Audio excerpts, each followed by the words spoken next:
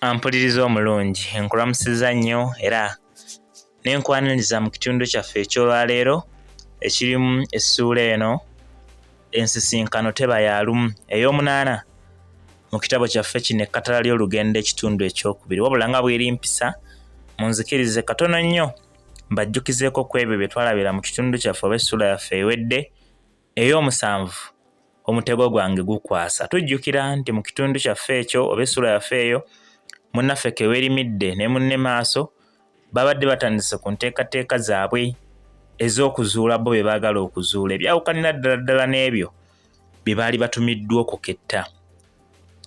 Bye baagala okuzuula tunnaba naffe kubyekakasa, tulinda bulinzi tulabe kiki kye baliko. Tujjukira nti mu nteekateeka zaabwe ezo ez'okukettera bazuule, Maaso yeesaze mu kigere nga kyabaze ow'akakookolo ayagala okumuyamba era kyatuukiridde. Bwe yeesaze ow'akakookolo oyo n'ajja n'amutwala ewuwe ekiwundu bamale okukijjanjabako. Ebyo ndowooza mubijjukira. Nga tufundikira essuula eyo, Maaso yabadde avuddeyo ew'akakookolo wabula ng'alagidde Kewerimidde amusitule mpaka ku mugga Emmanga. Era bwe baatuuse eyo, Maaso n'akkalira ku limu ku mayinja era n'asaba ne Kewerimidde atuule ndowooza abeeko byamunyumiza. Tetumanyi oba alina kyazudde oba nedda, naye ndowooza bye tugenda okutegeera. Nga bwe mujjukidde ebyo, mbasaba munzikirize awo we twakomye jjo, leero kati we mba nkasimbula mbongereyo n'ekitundu kyaffe ekyolwaleero ekirimu essuula yaffe eno ey'omunaana ensisinkano teba ya lumu.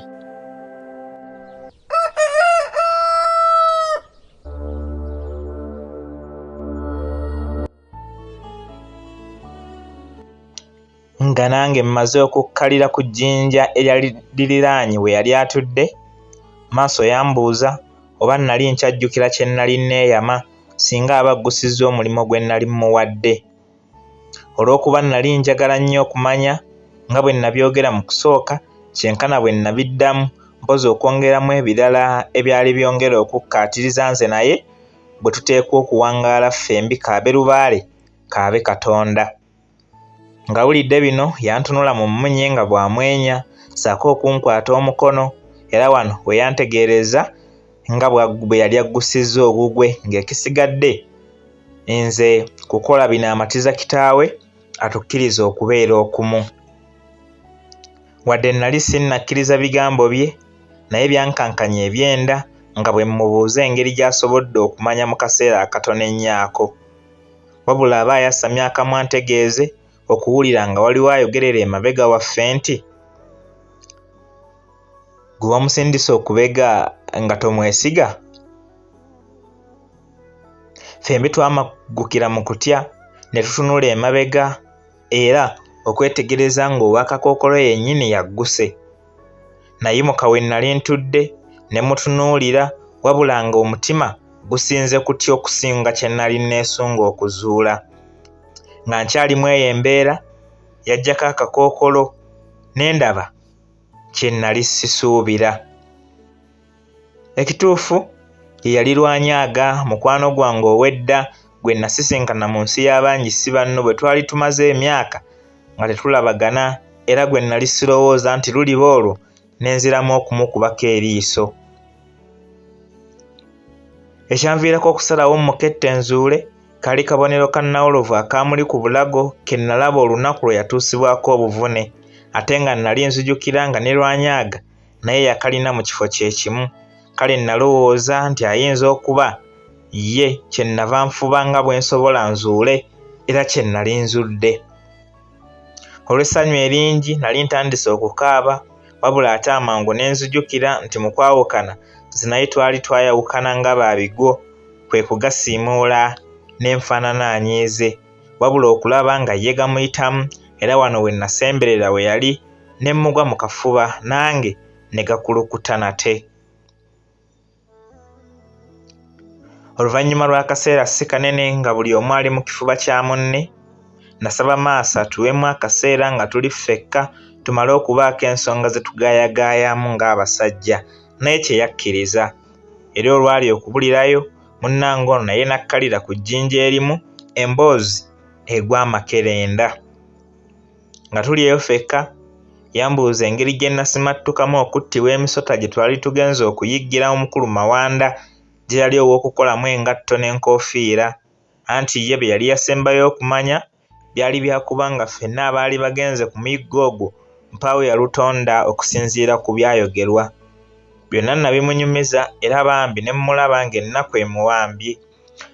Oluvannyuma lwanze okumugamba engeri mwe nnawonera awatono okutemulwa emisota, okweggunda ku guyinja ogwali mu mazzi mwe nnagwa, okusimattuka ggoonya eyali emiridde ku lubalama lw'ennyanja ssaako okuwona okufiira mu nnyanja ndyoke nfune obubudamu obujja ku bizinga by'emuti. Namusaba naye ambuulire yali mbeera ki okumutuusa wano. Yali yajja kubega oba kutendeka magye ga wano? Nali njagala okumanya ekituufu. Ng'atandika okulunviira ku ntono, yasooka kunkulisa kufa mwe nayitira ssaako n'okunneetondera olw'okukyuka n'adda ku ludda lwa Mawanda omulangira eyali yawamba entebe ya nnyina. Wabula tekyampa buzibu mu kumwejjeereza kuba bambi teyalina kyakukola, anti ebiseera ebyo embavu teyalina okumuviirako okulwanagana n'embuga olw'okuba nze. Nga tegedde bwe sikyamulinako mpiiga, yanneeyanza oluvannyuma n'ambuulira engeri eyamutuusa wano awamu n'ebyo bye yaleka gye yava ebyamuviirako n'okusiimuula ku maziga. Yantegeeza nti omulangira bwe bannabaleka balinnya mu kimu era ng'omukwano gubasaza mu kabu, ebintu byatuuka ne bikyuka ne bafuukira ddala kabwanango. Eyali ensibuko y'emberebezi nti oluvannyuma lw'ebbanga okwetooloola ye nga Lwanyaaga yeegatta ku magye agaali gakuuma ekitundu, era nti olw'okuba yali mukwano gwa Mawanda ow'oku Lusegere tekyamutwalira bbanga kunogula bitiibwa mu magye, era nti mu bbanga ttono yali afuuliddwa omumyuka wa Mbogo, omusajja eyali yalondebwa edda Mawanda okukulira ejje ekkuuma kitundu. Wabula nti ekiseera kyatuuka nga buli Mawanda gwe yeekengera ne bwekaba katono nnyo ng'alagira bamutte, ate nga mu kukola ekyo ye Lwanyaaga nga yakikulemberamu. Nti bangi battibwa wansi w'enkola eno, wabula ekyennyamiza abasinga nga balangwa bwemage. Ng'ebirabo byefuula oluvannyuma lw'ebbanga ne Lwanyaaga nti yafuuka omu ku baali beekengerwa, anti eŋŋambo zaali zitandise okuwungeesebwa nti ayagala kuwamba yali yamuwa obuyinza mu ngeri y'agoyigiriza ekyeso akukubya nkaaga. Era wano nti Mawanda we yasalirawo aleme kutuula kulinda njogera ya Ssekabaka eweeyolera kumutuukirako. Okusinziira ku bigambo bya Lwanyaaga, yankakasa nti kuno kwonna kwali kumusibako matu ga mbuzi, anti nti wadde enkola ze yali afuga yali yatandika dda okuziwalana, naye yali tafunangako ku kirowoozo kya kumukunkumula mukono mu kibya. Wabula olw'okuba Mawanda bulijjo yasookanga kukola nga tannalowooza, yamaliriza asazeewo yali munne amupangira enkwe z'okumukkiriza ezzira ku mwenviiri gye zittiranga omuddo. Bino byonna okutegekebwa, ye musajja wattu teyafuna amubagulizaako, era nti gye baali bateeseteese okumuttira yeetwalayo yekka nga tamanyi nti baagala kumumiza musu. Baali bamupangisirizza omusajja ow'entoozi okuva mu nsi endala, era ono yali yeesigibwa nnyo nga kimubeerera kizibu okukuba ebbali okwawukanako n'ekyo ky'abadde ayagala okutemula. Nti bwe yatuuka mu nsi y'abangisi banno mu bubba, baamulaga omuntu gwe baali baagala tte, era olwamulaba n'abategeeza ngoyo bwamumaze, wabula ne bamulagira abemwegendereza nnyo ng'akola omulimu ogwo kuba ne gwe yali agenda okutta teyali mwangu wadde akatono. Naye ekyokuba omuzibu oba omwangu yabagamba bakimulekere, yamanyi engeri y'okukikolamu. Bulijjo nti Lwanyaaga yateranga okutambulamu, oba omu n'adda ku lusozi n'afuuwa omulere gwe, era eyo omutemu gye baamugamba okuteegera, naye ensaali n'anyweza. Wabula ng'alina Katonda nti ku luno munnange yatwala ennaku nga ku lusozi tazzeeyo, naye nga tamanyi lwaki, mpozi okwekanga ng'olunaku luzibye n'olulala naye nga tayambuseeyo. gwe baali bagambye okulindira ku lusozi bwe yalaba afaanana alinda ebikoola ebyagudde okudda ku muti n'ayagala aveeyo amutemulire mu lujjudde kuba yalina emirimu emirala wabula nga guno gufuuse gutaggwa oguboolanya abataka.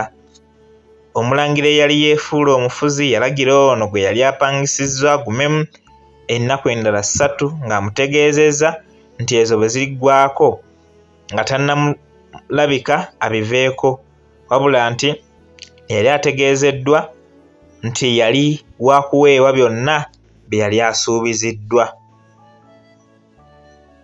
Wadde Mawanda yayogera bw'atyo naye ekituufu teyalina bukakafu nti Lwanyaga yali wa kwambuka ku lusozi olwo mu nnaku ezo ate nga tayinza kwagala kusasulira mulimo gutakoleddwa, era kino kye kyamusazaawo okusalawo apangire Lwanyaga okwambukayo.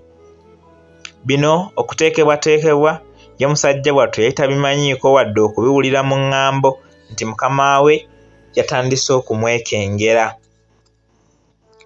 Ku lunaku olwokubiri kwezi 3 ezaali zongeddwamu nti Mawanda yayita Lwanyaga banyumyemukko ng'ab'omukwano ate era ne ku nsonga z'okufugamu ensi y'abangi si banno, wabula nti Mawanda yakozesa amagezi ga waggulu nnyo nga kizibu okumanya wadde okuteebereza nti alina olukwe lw'apanga.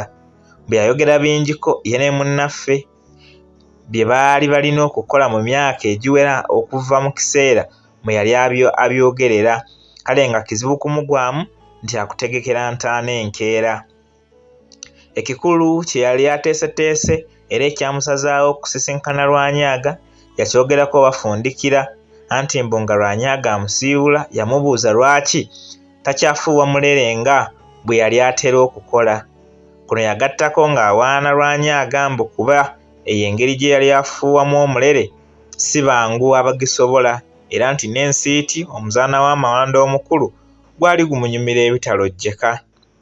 Lwanyaga yantegeeza nti ebigambo bino yabyewuunya nnyo kuba mbu yali tamanyi na kumanya ng'omulere gusobola okuveeyo ku lusozi ne gutuuka mu lubiri okunyumira abaayo, wabula nti Mawanda n'ategeeza nga bwe kyali bwe kityo. Ng'awulidde nti Lwanyaga yasalawo aleme kugenda ku lusozi kugufuuyira eyo ewala era nti yali agenda okugunona agufuuwe ng'abali kumpi, naye Mawanda n'amutegeeza mbu ekyo tekyetaagisa kuba bo baali baguwulira bulungi ne bw'aba ali eyo gye yali alowooza nti wala, kale ng'alinga agamba munnaffe agende eyo gy'aba agufuuyira. Bwe yawulira ebyo nti yasalawo agende ku olwo lwennyini bwe kiba nga kirina be kisanyusa gw'ate kyalimu buzibu ki, mpozi nga musajja wattu agenda okwetwala mu ntaana.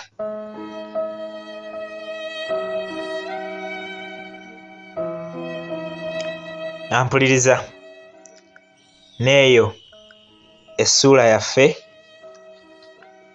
ensisinkano teba ya lumu ne tugifundikirira awo okutuusa omulundi omulala lwe tunaayongera n'essuula yaffe endala tumanye wa bino nabyo gye biggweera. Atakumira mpeera abankumire, mwenna mweraba.